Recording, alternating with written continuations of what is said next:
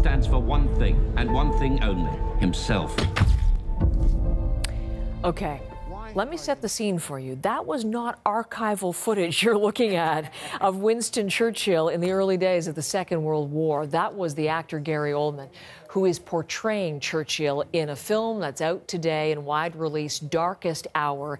Eli is back by popular demand because when we found out this is coming out today, we have to get your thoughts on this, remembering what you said back when it premiered at TIFF. Yeah, it was one of my favorites, and now I'll tell you why. I mean, you think of Churchill, how do you find a way into that character when so many others have attempted? But this is a version of Churchill I would say we've never seen before from one of the finest actors working, and I'm speaking of Gary Oldman. So this is the story of Dunkirk, told from inside the British Parliament. The British Army are in retreat. Countries are falling before Hitler like dominoes. In London, the Conservatives think it's time to strike a deal before the Nazis invade. But one man, that man, stands in their way, their reluctantly appointed Prime Minister, Winston Churchill, and the actor under the jowls and the jiggling bow tie, yes, Gary Oldman, who gives us Churchill, who is all too human. Now, there are two sides to this leader, and I'm going to show you both of them. One is this blubbering,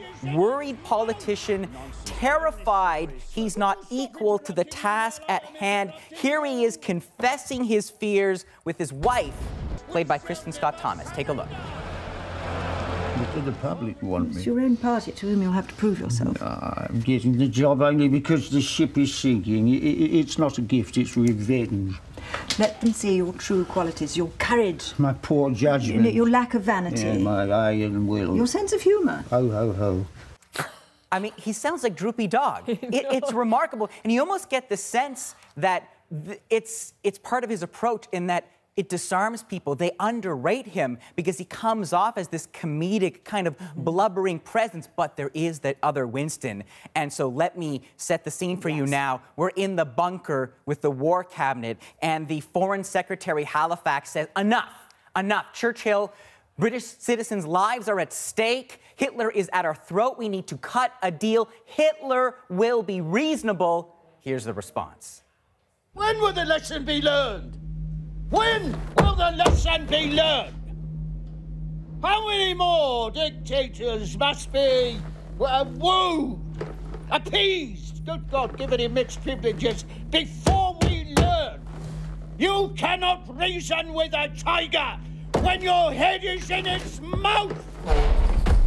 There's your Oscar nominee right there. I mean, remarkable stuff, but also fascinating because Dunkirk was about the boats and the planes and the soldiers. This is a war of words. This is Churchill using his weaponized rhetoric, calling upon his oratory to try and find his voice and a sense of hope for the nation. His legendary oratory. We were talking before we began on air about what a great double bill Dunkirk and this would be. Fantastic. So he inhabits his skin and his very being. Apart from that incredible performance, the man behind the camera, what does he bring to this? One of my favorites, Joe Wright. And so he has given us Atonement and Hannah and Anna Karenina. Now, the interesting thing about Joe Wright, his parents were puppeteers. And I say that because there's been this sense of kind of theatricality to so many of his films.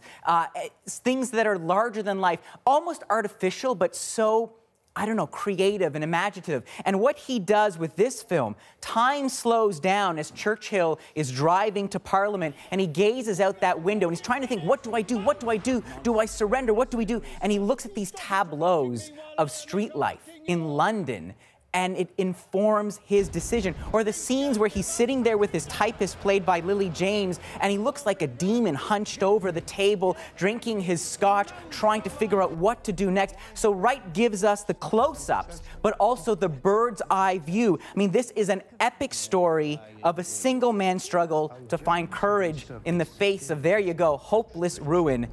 It is a glory to behold. 4 stars out of 5. Wow, a 4 and a 4.5 this weekend. Yeah, 'tis the season. It's a good movie weekend. Thanks for coming back. You're welcome. See you next week.